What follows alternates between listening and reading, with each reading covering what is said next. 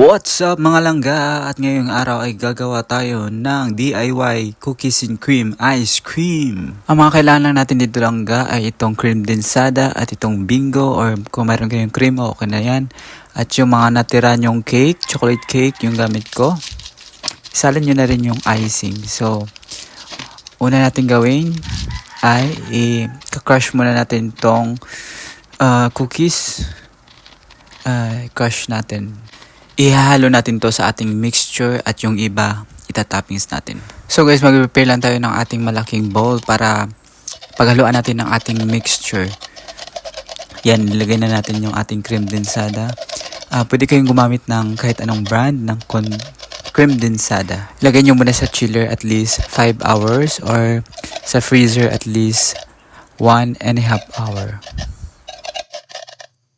Hahaluin na natin guys. So dito pwede kayong gumamit ng manual roast or itong electric hand mixture.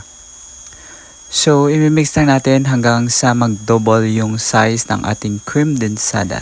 Make sure lang natin mga langga na mag-double talaga yung amount ng ating cream densada para creamy siya at lalong dumami ang ating ice cream. Pangit kasi siya pag masyadong watery yung ating mixture. Ilalagay na natin ang ating cake. Yan, yung mga natirang cake dyan. Pwede rin kayong gumamit ng mga fudgy bar, mga ganun guys. Or lemon square, yung mga cupcake, pwede kayong gumamit. Depende kung ano yung gusto nyo. Tapos, isunod na natin, lagay yung ating bingo cookies. Dito, pwede kayong gumamit ng kahit anong cookies guys.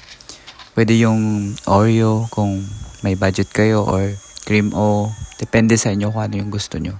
At kung anong gusto nyong flavor yung ilalagay nyo dito. Pagkatapos yan mga langga, pwede na natin isalin sa ating lagayan.